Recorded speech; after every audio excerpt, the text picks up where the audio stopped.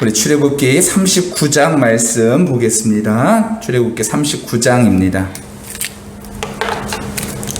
출애굽기 39장 우리 1절로 14절까지 말씀 저와 여러분 한 절씩 교독하도록 하겠습니다.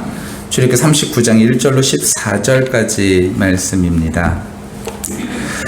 그들은 여호와께서 모세에게 명령하신 대로 청색, 자색, 홍색 실로 성소에서 섬길 때에 입을 정교한 옷을 만들고 또 아론을 위해 거룩한 옷을 만들었더라. 그는 또 금실과 청색, 자색, 홍색 실과 가늘게 꽂는 실로 에봇을 만들었으되 금을 얇게 쳐서 오려서 실을 만들어 청색, 자색, 홍색 실과 가늘게 배실에 섞어 정교하게 짜고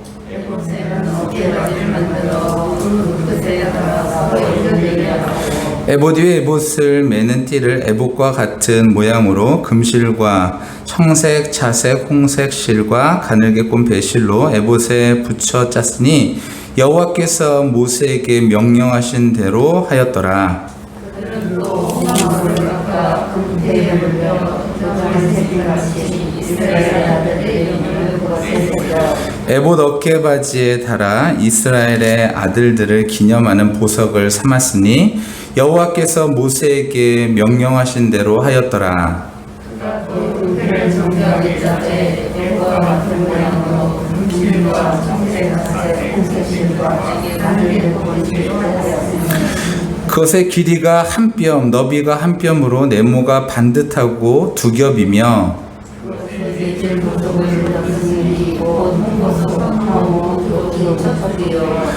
둘째 줄은 석류석, 남보석, 홍마노요. 넷째 줄은 옥보석, 호마노, 벽옥이라 다 금태에 물렸으니 이스라엘 아들들의 이름 곧 그들의 이름대로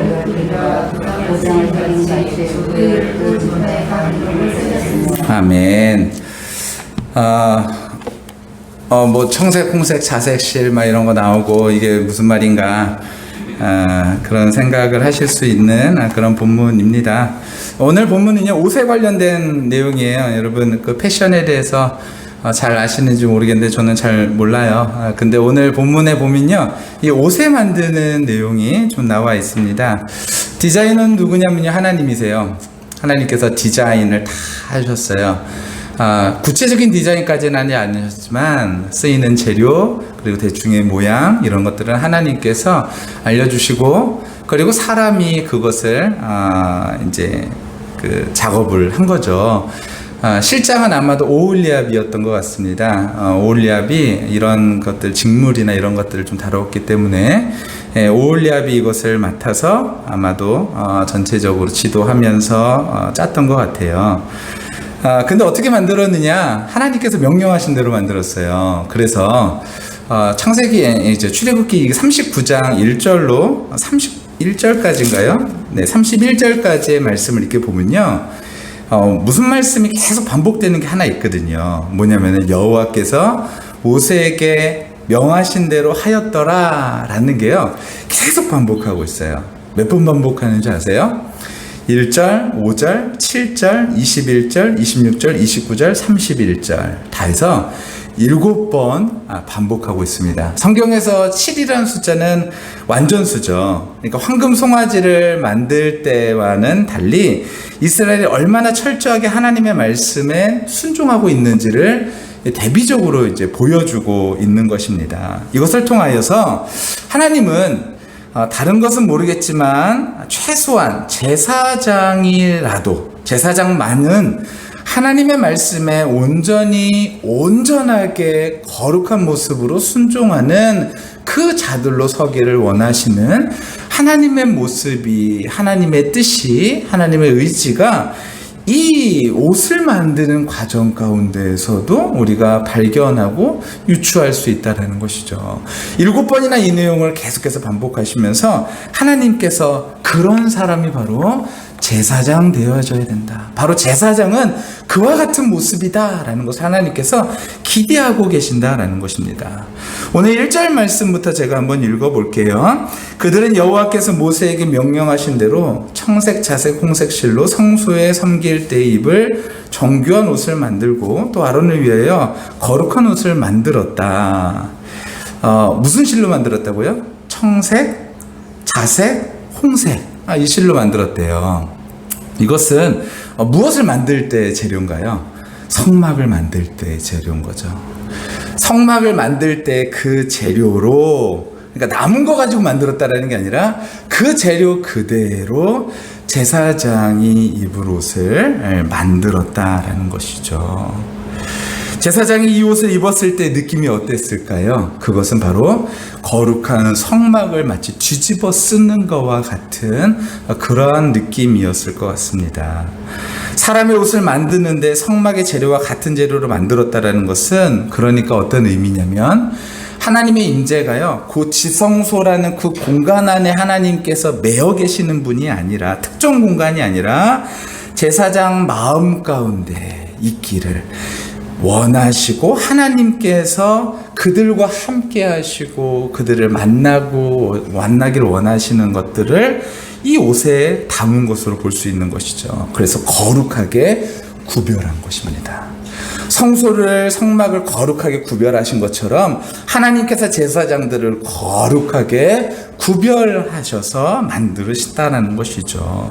그래서 하나님께서 성막과 같은 재료로 제사장에게 입힌 것입니다. 저에게 한복이 하나 있거든요. 근데 그 한복이 제가 결혼할 때 저희 어머니가 만들어주신 한복인데, 이 한복이요, 색깔이요, 요렇게 보면은 약간 분홍빛도 났다가 요렇게 보면은 좀 다른 빛도 나고 막 그런 한복이거든요.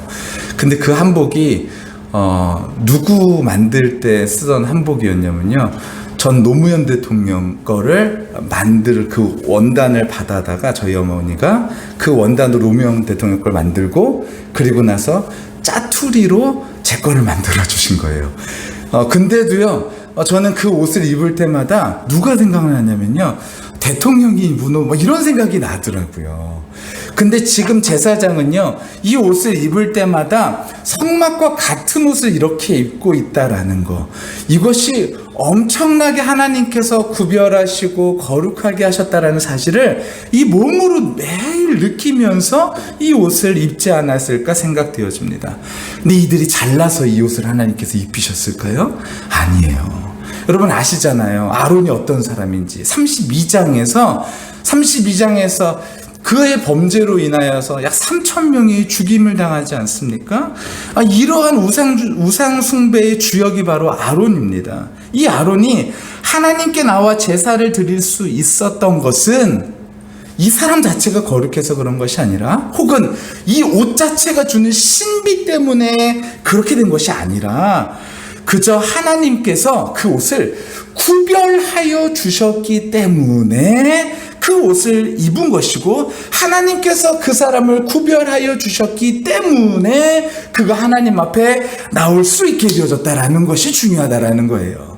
옷 자체가 괜찮아서, 그 사람이 괜찮아서가 아니라, 우리도 마찬가지로 하나님 앞에 나아갈 수 있는 아무런 근거가 없지만, 우리가 그리스도로 옷을 입고 그리스도의 보혈의 공로를 의지하여 하나님 앞에 나아가면 우리의 모습은 전혀 하나님 앞에 내세울 것 없고 오히려 추악한 그런 모습이 있지만, 그럼에도 불구하고 하나님께서 우리를 받아주시고 우리를 인정해 주시는 것은 바로 하나님께서 허락하신 그 그리스도로 옷을 입었기 때문에 그러하다라는 것입니다.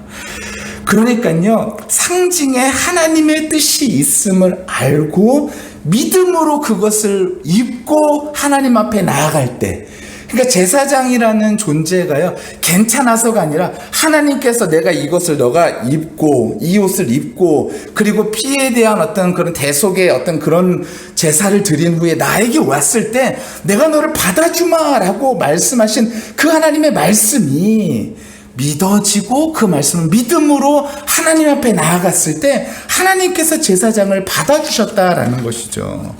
예수 그리스도라는 구별된 제물을 그래서 하나님께서 바치게 하셨고, 그리고 그분으로 인해서 우리가 의의 옷을 입을 수 있었다라는 사실을 우리가 믿고 그 의의 옷을 믿음으로 입을 때 그리스도의 십자가의 사건은 더 이상 과거의 어떤 역사적 순간에 있었던 십자가의 사건이 아니라 지금 내가 제사장으로 하나님 앞에 나아갈 수 있는 하나님의 은혜의 방편이 되어질 수 있도록 하나님께서 그리스도로 우리를 옷 입혀주셨다라는 것이죠. 이 제사장의 내용, 이 옷과 그리고 그리스도로 우리가 옷 입는 내용들을 우리가 이렇게 연관지어서 생각해 볼 수 있는 것이죠. 하나님은 우리를요 제사장 삼으셨습니다. 하나님께서 임재하시는 처소란 제사장으로 불러주신, 그러니까 모든 터전을 말하는 것이죠. 이 사람이 가는 곳마다, 우리가 그러니까 그리스도로 옷을 입는 곳마다 그곳이 어떤 곳이 되어지는 것이냐면요, 거룩을 끼치는 곳이 되어진다라는 거예요. 우리가 그리스도로 옷을 입고 가는 곳마다 그곳이 바로 하나님께서 임재하시는 곳이 되어지는 것이고, 그곳이 바로 하나님의 역사가 나타나는, 하나님의 말씀이 이루어지는 그런 곳이 되어질 수 있다라는 것이죠. 교회는 어떤 곳인가요? 교회는 하나님께서 교회 건물을 보고 오시나요? 그렇지 않아요. 외형을 보고 오시는 교회구나 그래서 오시는 것이 아니라 하나님께서는 사람을 만나러 오시는데 어떤 사람인가요? 그리스도로 옷 입은 사람들을 만나기 위해서 오시는 곳이 바로 교회인 줄 믿습니다. 여러분, 그러니까요, 교회는 하나님은 어떻게 준비시키시는 거예요? 옷으로 준비시킨다라는 그런 개념보다는 하나님께서 구별하신 것으로 하나님께서 준비시켜 주신다라는 것이죠. 그래서 교회는 예수 그리스도로 옷 입은 사람이 모여 있는 곳, 그것이 바로 교회입니다. 하나님의 임재가 이루어질 때, 성막이 완성될 때가 아니라, 그러니까 이게 40장에 나오는데 하나님이 언제 임재하셨냐면 성막이 완전히 다 지어지고서 하나님이 임재하신 것이 아니라 하나님께서는요 바로 이 제사장이 준비되어졌을 때 하나님께서 임재하시죠. 여러분, 이것이 너무나 큰 거예요. 하나님께서는요 우리를 제사장 삼으셔서요 우리로 하여금 이러한 일들을 하나님께서 이루기를 원하신다라는 것이죠. 이제 2절부터 5절 말씀인데요, 다시 한번 보도록 하겠습니다. 39장 2절부터 제가 읽겠습니다. 그는 또 금실과 청색 자색 홍색 실과 가늘게 꼰 배실로 에봇을 만들었으되 금을 얇게 쳐서 오려서 실을 만들어 청색 자색 홍색 실과 가는 배실에 섞어 정교하게 짜고, 에봇에는 어깨바지를 만들어 그 두 끈에 달아서 서로 연결하고, 에봇 위에 에봇을 매는 띠를 에봇과 같은 모양으로 금실과 청색 자색 홍색 실과 가늘게 꼰 배실로 에봇에 붙여 짰으니 여호와께서 모세에게 명령하신 대로 행하였더라. 아멘. 제사장의 일반적인 옷은요 청색 자색, 그러니까 성막에 지어졌던 옷이라면, 그 실이라면요, 여기에 이제 대제사장이 특별히 에봇, 그러니까 대제사장의 겉옷이죠, 겉옷과 같은 것이죠. 그것에는요 뭐가 들어가냐면은 금실이 들어간다라는 거예요. 겉으로 봤을 때, 그러니까요, 여러분 다 아시겠지만 여기에다 이제 보석들도 받고 그러잖아요. 그러니까 이 제사장의 옷은 겉으로 봤을 때는요, 바깥에서 봤을 때는 엄청나게 화려하죠. 엄청나게 화려해 보일 수 있어요. 그런데 여러분, 성막을 한번 생각해 보시면요, 성막 가보셨는지 모르겠는데, 그 모형으로 만들어 놓는데 한번 가보셨는지 모르겠는데, 거기 가면은 그 성막, 저도 한번 가봤거든요. 그 성막 모양이 이렇게 있잖아요. 근데 거기에 휘장을 이렇게 싹 걷고 들어가면은 그 안에가 어떨까요? 어두울까요? 밝을까요? 어두워요.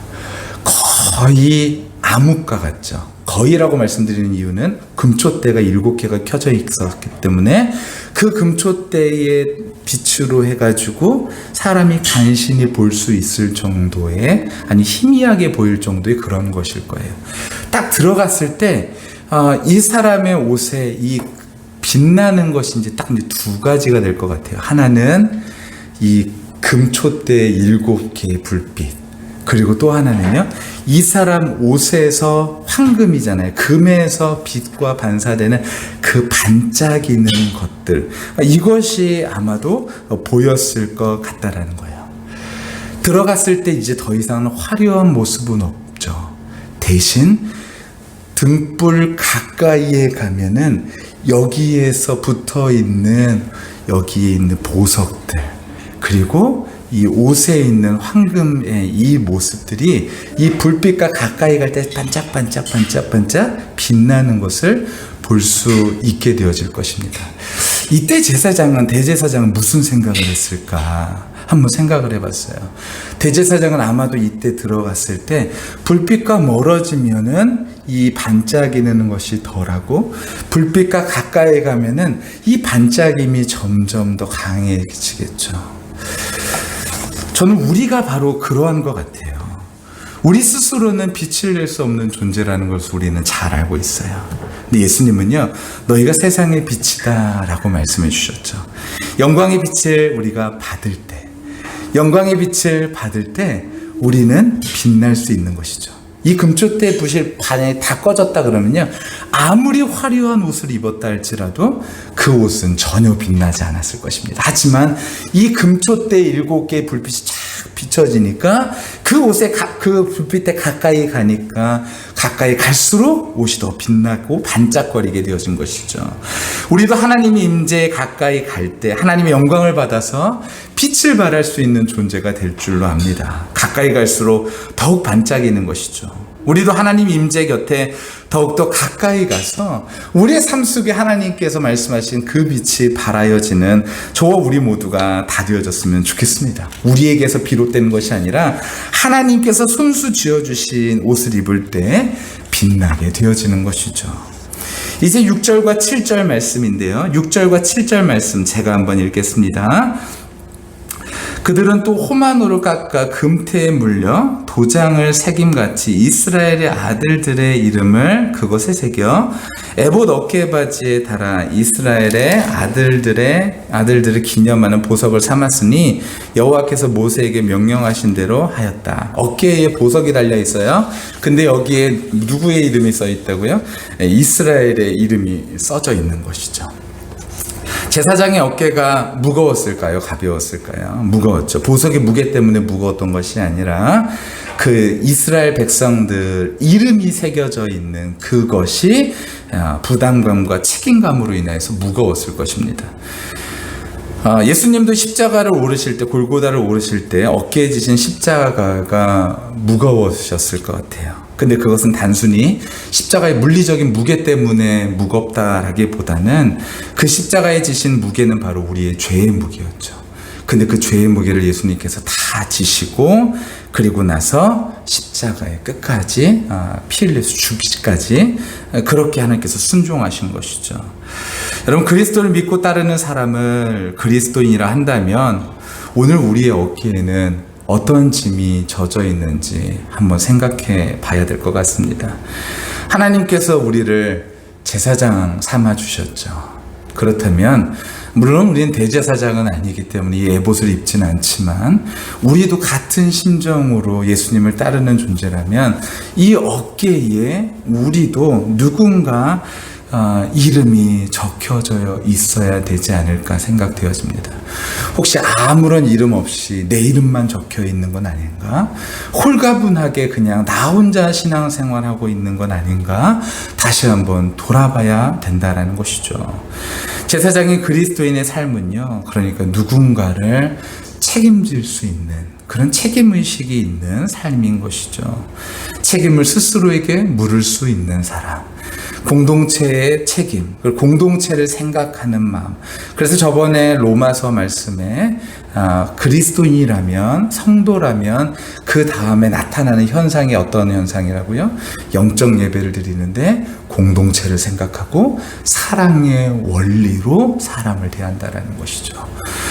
바로 하나님의 사랑을 받고 제사장으로 세워졌다며, 바울도 그래서 이방인의 사도로 불려서 그들을 제물로 하나님 앞에 드린다라는 표현을 하지 않았습니까? 그런 것이죠. 내가 속한 공동체, 내가 속한 가정, 내가 속한 그런 사업장, 이런 모든 것들, 그런 것들이 우리 위에, 어깨 위에 올라와 있어야 된다라는 것입니다. 사무엘은요, 은퇴를 앞두고 있는 사무엘상 12장에서 이렇게 얘기했죠. 나는 너희를 위하여 기도하기를 쉬는 죄를 여호와 앞에 결단코 범하지 아니하겠다라고 이야기합니다. 그러니까 이런 거죠. 야, 나 이제 은퇴할 때 됐거든. 나도 이제 할 만큼 다 했어. 이제 좀 쉬고 싶다. 이런 것이 아니라 나는 이스라엘 공동체와 늘 함께 하겠다. 내가 이스라엘 공동체를 생각하는 마음을 변치 않고 끝까지 하나님 앞에 갈 때까지 내 어깨에 있는 이것을 떼지 않고 늘 너희를 위해서 기도하고 가르치기를 쉬지 않겠다라고 이야기한 것이죠. 여러분, 이것이 우리의 기도의 제목이 되어져야 되고 이것이 우리의 삶 속에서 나타나게 되시기를 예수님의 이름으로 간절히 축원합니다. 그런데 그냥 내가 어떤 책임감, 그것이 아니죠. 오늘 8절로 14절 말씀을 한번 읽어보도록 하겠습니다. 8절로 14절. 그가 또 흉패를 정교하게 짜되 에봇과 같은 모양으로 금실과 청색, 자색, 홍색 실과 가늘게 꼰 배실로 하였으니 그것의 길이가 한 뼘, 너비가 한 뼘, 그리고 네모 반듯하며 두 겹이며 그것에 4줄 보석을 물렸으니 곧 홍보석, 황옥, 녹주옥이 첫 줄이요, 둘째는 석류석, 남보석, 홍만호요, 셋째 줄은 호박, 백만호, 자수정이요, 넷째 줄은 녹보석, 호만호, 백옥이라 다 금태에 물렸다라고 기록되어 있죠. 여기에도 이스라엘 아들들의 이름이 새겨져 있었는데 이것이 어디에 있었다고요? 가슴에 있었죠. 아들들의 이름이 여기에도 있었고 여기에도 있었던 것을 보깁니다. 책임감 가지고서는요, 끝까지 우리는 품을 수 없습니다. 인내심을 갖고 있어도요, 한계가 있고 참을 만큼 참았다라는 생각이 들면은 우리는 언제든지 우리의 의지로는 내려놓을 수밖에 없는 것이죠. 견딜 만큼 견뎠다 그러면은 더 이상 견디지 못하고 무너지는 것이죠.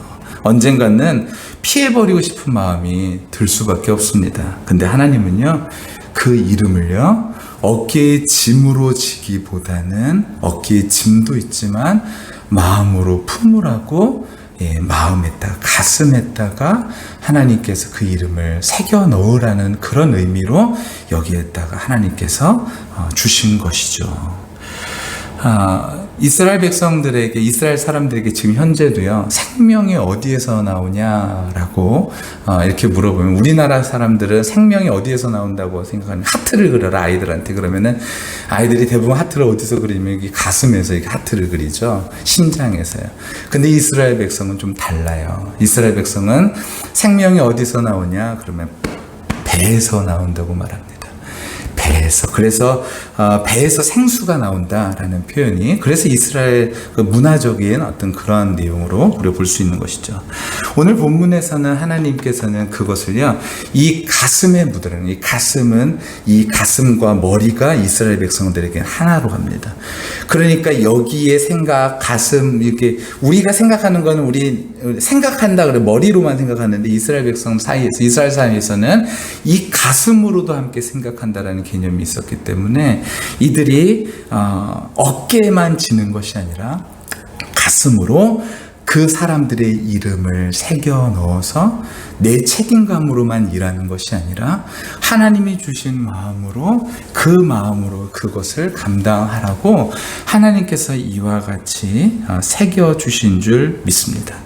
여러분, 누구의 그렇다면 이름이 우리의 어깨 위에 올라와 있다면, 그것을 짐으로 여겨진다면 이제 그것을 어깨 위에 두는 것이 아니라 우리의 가슴에 지고 가게 되시기를 예수님의 이름으로 간절히 축원합니다. 하나님, 그 사람의 이름을 제 가슴에 좀 새겨주세요. 이 어깨 위에 내 이름, 내 어깨 위에 올라와서 짐이라는 이것이 이제는 짐이 아니라 이제는 내 마음속에 하나님, 정말로 이 사람을 품을 수 있는, 사랑할 수 있는, 그리고 끝까지 기도할 수 있는, 특별히 개인뿐만 아니라 공동체, 가정, 특별히 그런 사람들을 위해서 함께 기도할 수 있는 그 이름들이 내 가슴 속에 새겨질 수 있도록 주님 역사해 달라고 함께 기도하는 저와 우리 모두가 다 되시기를 예수님의 이름으로 간절히 축원합니다. 오늘 본문을 함께 봐야 될 본문이 있는데요. 요한계시록 21장 말씀입니다. 우리 한번 다 같이 한번 찾아서 한번 볼까요? 요한계시록 21장 말씀입니다.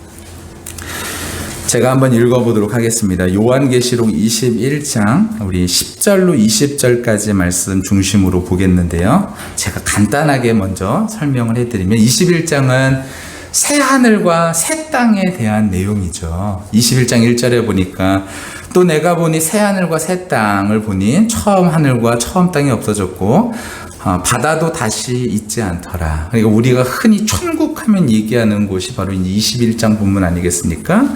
근데 보세요. 10절 말씀을 보시면 성령으로 나를 데리고 크고 높은 산으로 올라가 하나님께로부터 하늘에서 내려오는 거룩한 성 예루살렘을 보니 하나님의 영광이 있어 그 성의 빛이 지극히 귀한 보석 같고 벽옥과 수정같이 맑더라. 크고 높은 성곽이 있고 12문이 있는데 문에 12천사가 있고 그 문들 위에 이름을 썼으니 이스라엘 자손 12지파의 이름이더라.